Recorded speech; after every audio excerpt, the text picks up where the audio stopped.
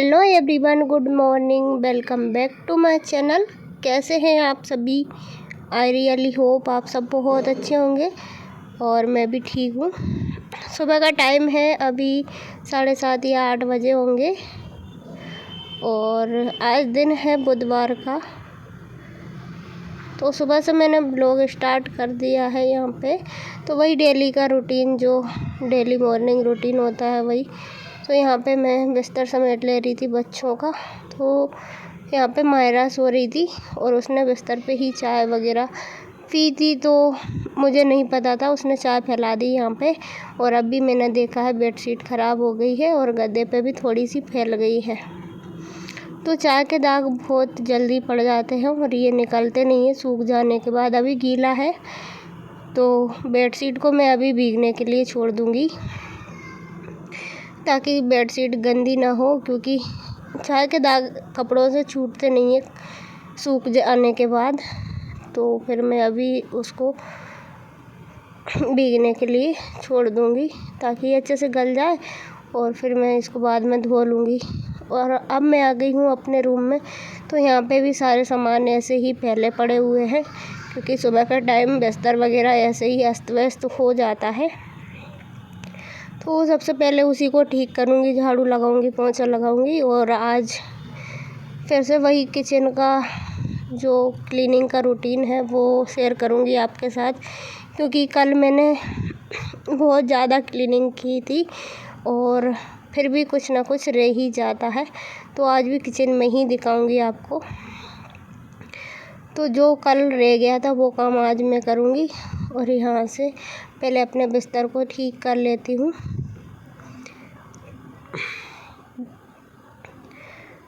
तो कंबल वगैरह मैंने फोल्ड करके रख दिया है और ये वही कंबल है जिसको चूहों ने खा लिया था। तो बाकी सारे बिस्तर मैंने रख दिए, क्योंकि मुझसे धुले नहीं जाते, इस वजह से सब कुछ मैंने रख दिया है। और अभी थोड़ी ठंड लगती है, इस वजह से इसको निकाल के रखा हुआ है, वरना कुछ दिनों बाद बहुत ज़्यादा गर्मी हो जाएगी। तो बेडशीट जो होती है वही हम लोग ओढ़ते हैं, उसी से काम चल जाता है, चादर। तो अभी थोड़ी गर्मी लगती है, सॉरी गर्मी नहीं, ठंड लगती है। तो उसको मैं एक चादर से कवर कर लेती हूँ ताकि उसमें से ना ठंड ना लगे, क्योंकि बहुत बड़े बड़े छेद कर रखे हैं चूहों ने। तो मुझे लगा यही मतलब कि छोटे मोटे कंबल थे वो रख लिए और बाकी सारे बड़े बड़े कंबल थे। जितना भी बिस्तर था वो मैंने सब कुछ साफ़ करके रखा हुआ था, वो रख दिया है बेड में, क्योंकि फिर बार बार साफ़ करने में बहुत ज़्यादा दिक्कत होती है।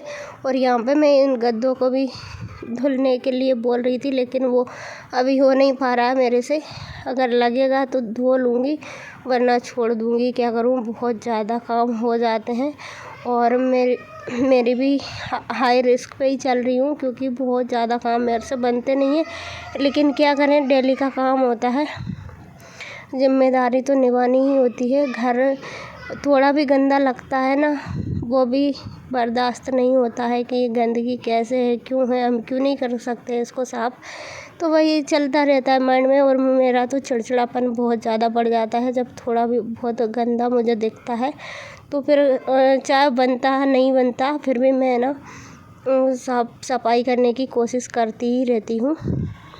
तो एक दिन में जितना हो पाता उतना मैं करती ही रहती हूँ, दिन भर लगातार। कहीं आराम करती हूँ, कहीं मैं साफ़ सफाई करती हूँ, कहीं कुछ काम जो भी होता है उसको करने में लगी रहती हूँ। तो मेरा दिन भर ऐसे ही निकल जाता है। ऐसा नहीं है कि मैं बहुत ज़्यादा आराम करती हूँ, बहुत ज़्यादा टाइम मुझे बिल्कुल भी नहीं मिलता है। तो बीच बीच में जब थकान सी लगने लगती है तब मैं थोड़ा सा आराम करती हूँ, उसके बाद फिर मैं फिर से लग जाती हूँ। और बच्चे भी घर पे ही रहते हैं तो उनका काम बहुत ज़्यादा बढ़ गया है इस टाइम पे। उनका प्रेशर मेरे ऊपर बहुत ज़्यादा है, क्योंकि बच्चे ना कुछ फरमाइश करते ही रहते हैं, घर पर रहते हैं। तो झाड़ू लगा दिया था मैंने और पोछा अभी नहीं लगाया है। उसके बाद मैं आ गई थी किचन में, जो नाश्ते के चाय के जितने भी बर्तन थे उनको साफ़ करूँगी। उसके बाद फिर जो भी सफाई का काम होगा वो दिखाऊँगी आपको। और बहुत ज़्यादा काम हो जाता है मेरा तो डेली का, बहुत ही ज़्यादा हो रखा है कि मुझे समझ नहीं आ रहा। पहले इतना काम नहीं होता था और मैं अच्छे से काम को करती थी, लेकिन अब भी बहुत ज़्यादा हो रखा है। तो मेरा घर पहले इतना अच्छा नहीं था, लेकिन फिर भी साफ़ सुथरा बिल्कुल रहता था। जब मैं नॉर्मल रहती थी तब मैं बिल्कुल साफ़ सुथरा करके रखती थी, लेकिन अभी ना घर भी अच्छा है, सब कुछ अच्छा है, लेकिन मेरे से काम इतना नहीं होता है, और होता है मैं ज़रूरत से ज़्यादा काम कर ही रही हूँ, लेकिन फिर भी मुझे समझ नहीं आ रहा है कि इतना काम हो कहाँ से जाता है। तो दिन भर फुर्सत मिलती ही नहीं है बिल्कुल भी मुझे, तो मैं लगी ही रहती हूँ। तो यहाँ पे मेरे बर्तन भी साफ़ हो गए, और सिंक को भी मैं साथ के साथ में ही साफ़ कर देती हूँ। बर्तन जैसे ही मैं डालती हूँ उसमें साबुन लगा के, तो उससे पहले मैं सिंक को अच्छे से साफ़ कर देती हूँ, ताकि बर्तन भी साफ़ हो जाए, सिंक भी साथ के साथ में ही साफ़ हो जाती है, तो अच्छा रहता है।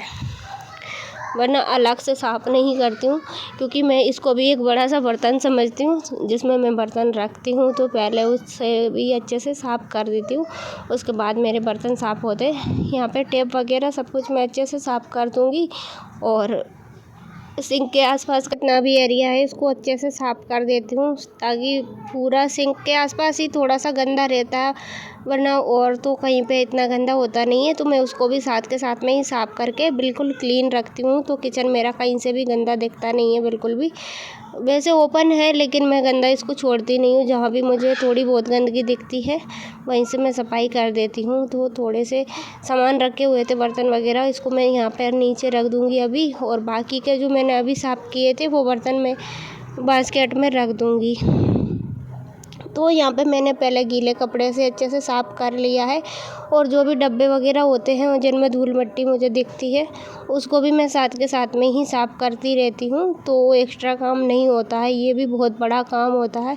पहले मेरे पास ऐसा ही व्यवस्था नहीं थी, तो मेरे डब्बे बहुत ज़्यादा गंदे हो जाया करते थे, बहुत ज़्यादा होते थे। तो मैं एक दिन टाइम निकाल के और पूरा किचन अच्छे से क्लीन करती थी, लेकिन यहाँ पे ऐसा नहीं होता है। हाँ, जितना भी गंदा दिखता है उसको मैं साथ के साथ क्लीन करती रहती हूँ, तो अलग से टाइम नहीं निकालना पड़ता है। तो कल मैंने यहाँ से अच्छे से बैठ के पोछा लगाया था, लेकिन किचन के जो अंदर वाले जो सामान रखे हुए हैं उनको हटा के नहीं लगाया था, क्योंकि इसको भी अभी तक मैंने एक बार ही साफ़ किया था। जब से मैं यहाँ पे शिफ्ट हुई हूँ तब से मैंने एक बार साफ़ किया था बस, उसके बाद मैंने साफ़ नहीं किया, क्योंकि धूल पूरे घर में आती है, तो यहाँ पे भी बहुत ज़्यादा हो ही जाती है। तो गीले कपड़े से मैं साथ के साथ में साफ़ कर रही हूँ, और सामान को भी रखती जा रही हूँ, क्योंकि मैंने कपड़े को अच्छे से निचोड़ के और सूखा सा करके रखा हुआ है, तो वो गीला नहीं है, सूखा सा साफ़ हो रहा है। तो वापस से सामान मैं साथ के साथ में ही रखती जा रही हूँ, तो वो भी काम एक अलग से नहीं होता है। और यहाँ पे मैंने भगवान जी के फ़ोटो मंगवा के रखे हुए थे, बहुत दिन पहले से रखे हुए, ये लगभग 3 महीने तो हो गए होंगे। जब मैं नीचे रहती थी तभी मैंने मंगवा लिए थे, लेकिन वहाँ पे मैंने नहीं लगवाए थे, क्योंकि नीचे रहना ही नहीं था। तो फिर मैंने नहीं लगवाए थे, और अभी यहाँ पे भी लगाना नहीं हुआ है। पूजा के सामान यहाँ पे रखे हुए थे, तो मैंने मन्नू के पापा से बोला था ये नीचे के सामान है, पूजा वगैरह मंदिर सब कुछ नीचे ही है अभी, तो नीचे लेके चले जाना, लेकिन वो लेके नहीं गए और थाली में ही रखा हुआ है। तो यहाँ पे मैं कुछ कर नहीं रही थी इसके, क्योंकि वो ले जाते तो अच्छा रहता। मैं उनसे बोल बोल के परेशान हो गई, लेकिन वो लेके ही नहीं गए, तो फिर मैं ही हटा दे रही हूँ। थाली को खाली कर दूँगी, बाकी जितने भी सामान है उसको एक पॉलीथीन में पैक करके रख दूँगी, जब भी उनको ज़रूरत लगेगी तो ले जाएंगे नीचे से। और यहाँ से आटे की टंकी रखी हुई है, उसके पीछे बहुत ज़्यादा धूल मुझे लग रही थी, और इसके ऊपर भी लग गई थी धूल। इसको 1-2 दिन में मैं करती रहती हूँ साफ़। और ये छोटी वाली जो टंकी है इसको मैंने अभी नीचे से मंगवाया है, ये नीचे ही रखी हुई थी, इस पर बहुत ज़्यादा धूल हो गई है, क्योंकि नीचे कोई काम अब मैं नहीं करने जाती हूँ, क्योंकि नीचे जाने में बहुत ज़्यादा दिक्कत होती है मुझे, और इतना काम मेरे से बनता नहीं है, क्योंकि ऊपर ही बहुत ज़्यादा काम हो जाते हैं। सुबह की साफ़ सफाई जो होती है वो करके मैं आ जाती हूँ, और जिस दिन नहीं बनता है मन्नू से बोल देती हूँ, वो चली जाती है बाहर झाड़ू लगा देती है, मन्नू के पापा पानी डाल देते हैं, ऐसा करते हैं, तो मेरी बाहर की साफ़ सफाई हो जाती है। और ये बहुत छोटी सी टंकी है, इसमें मक्के का आटा रखा हुआ है, तो वो ऐसे ही रखा रह गया, क्योंकि बीच में मुझसे बिल्कुल नहीं बन पा रहा था। और मुझे मक्के की रोटी बहुत ज़्यादा पसंद है। मैंने मतलब 10-15 किलो इतना आटा पिसवा के रखा हुआ था। तो झाड़ू पोंछा साफ़ सफाई मेरी बिल्कुल क्लियर हो गई है। उसके बाद मेरा तो आज फास्ट है बुधवार का, क्योंकि आपने ही मुझे बोला था कमेंट में कि अब गणेश जी का पूजा पाठ करिएगा। तो मुझे लगता है बुधवार के दिन ही गणेश जी की मतलब फास्ट रखा जाता है। तो मैंने आज से ही स्टार्टिंग की है।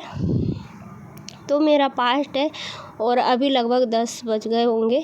और आज नाश्ता जो है ख़त्म हो गया था। मैंने कम ही बनाया था, क्योंकि दिन में बच जाता है तो फिर ठंडी खाने का किसी का मन नहीं करता है, तो गरम गरम ही बना लेते हैं। लंच के टाइम पे कुछ ना कुछ जो भी खाना पीना होता है वो गरम ही बना लेते हैं। यहाँ पे रेगुलेटर टूट गया तो इसमें काफ़ी ज़्यादा दिक्कत होती है मुझे काम करने में। और मुझे हैबिट भी इसी वाले चूल्हे की है। जो भी काम होता है मैं यहीं पे करती हूँ। तो मन्नू के लिए कम पड़ गया है और वो गई है स्कूल। आज उसका लास्ट दिन है स्कूल में। एग्ज़ाम्स आज उसके ख़त्म हो गए हैं। तो वो भी आने वाली है, क्योंकि मैं फिर काम में लग जाऊंगी तो फिर बिज़ी हो जाऊंगी और मुझे भी पता नहीं है कितना टाइम लग जाएगा। तो अभी मैंने अपने लिए फलाहार भी कुछ नहीं लिया है। फ्रूट वगैरह ले लिए थे सुबह में और अपनी टेबलेट ले ली थी नाश्ते के बाद वाली, और बाकी अभी कुछ नहीं किया है। तो उसके लिए मैं बना के रख देती हूँ पराठे, क्योंकि वो आ जाएगी तो फिर उसका जो उसको नहीं मिलता है खाना, क्योंकि सुबह वो नहीं खा के जाती है। 8 बजे वो जाती है तो इतनी जल्दी वो खाती भी नहीं है, लेके भी नहीं जाती, क्योंकि एग्ज़ाम्स में लेके तो जाते ही नहीं है बच्चे। लेकिन वो कुछ भी नाश्ता करती नहीं है। तो मैं उसके लिए रख दूँगी बना के, क्योंकि वो बहुत ज़्यादा जल्दी चिड़चिड़ी सी हो जाती है जब उसको थोड़ा बहुत लेट होता है। तो यहाँ पे मैं उसके लिए बना रही हूँ पराठे। और बाकी की तैयारी मैं अपने लिए भी करके रख दूँगी। साबूदाने को जो मैंने भिगो के रख दिया था पहले से ही, तो बाकी मेरे काम होंगे तब तक वो अच्छे से फूल जाएगा। और आलू वगैरह भी छिलके उतार के और ऐसे ही छोड़ दूँगी। तब तक मैं नहा धो के आऊँगी। बच्चों के कपड़े होंगे उनको भी धोना है, और बेडशीट वगैरह जो सुबह में मैंने भिगो के रखी हुई थी वो भी धुलना है। तो कपड़े आज थोड़े ज़्यादा हो गए हैं तो धोने में टाइम लग जाएगा। और भी देखती हूँ बीच में कोई काम निकल आएगा तो उसको भी कर दूँगी। उसके बाद में फिर नहाना धोना करके और अपना लंच करेंगे। और टेबलेट वगैरह दोपहर की भी होती है, सुबह की भी होती है, नाश्ते के बाद की। तो बहुत ज़्यादा हो जाती है। दवाइयाँ बहुत ज़्यादा चल रही हैं आजकल मेरी।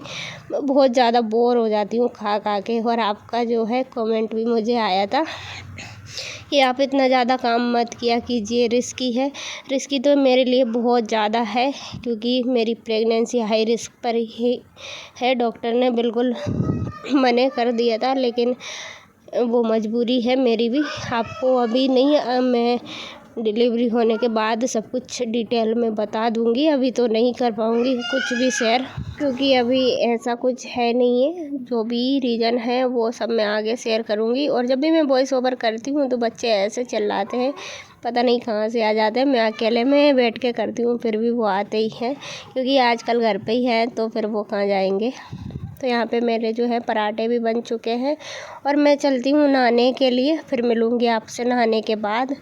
तो देखिए यहाँ पे मैं आ गई हूँ। नहा धोने के बाद सारा काम मैंने जो भी था ख़त्म कर लिया है।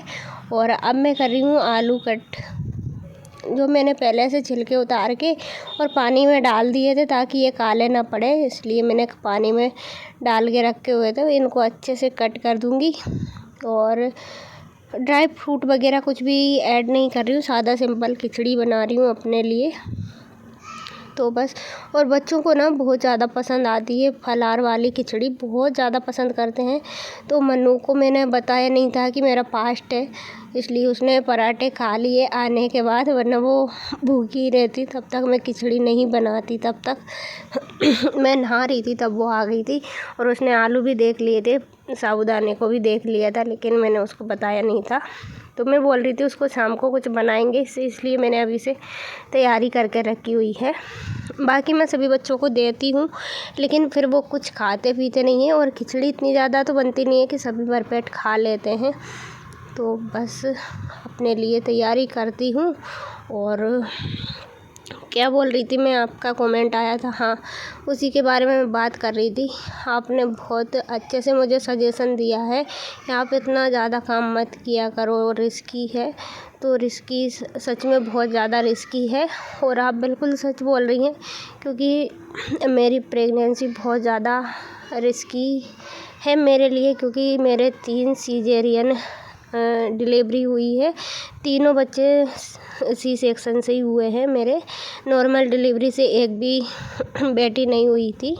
तो बहुत ज़्यादा रिस्की इसीलिए है वैसे, और कोई प्रॉब्लम नहीं थी मुझे। तो इस बार मुझे चलने में भी दिक्कत होती है, पैर बहुत ज़्यादा दर्द करते हैं।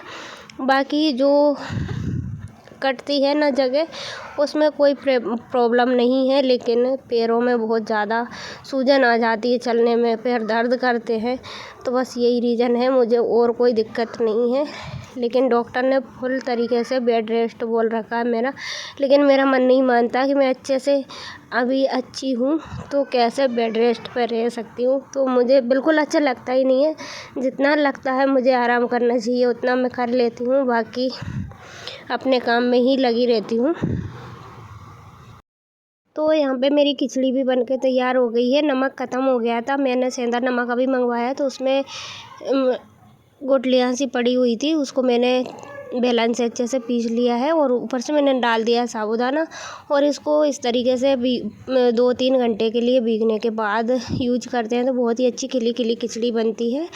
तो मेरी खिचड़ी भी बनकर तैयार हो गई है। इस वीडियो को मैं यहीं पे एंड करती हूँ। प्लीज़ अच्छी लगे तो लाइक करिए, शेयर करिए, एंड चैनल पर न्यू आते हैं तो सब्सक्राइब कर दीजिएगा। मिलती है ऐसे ही अगले वीडियो ब्लॉग में। Bye bye.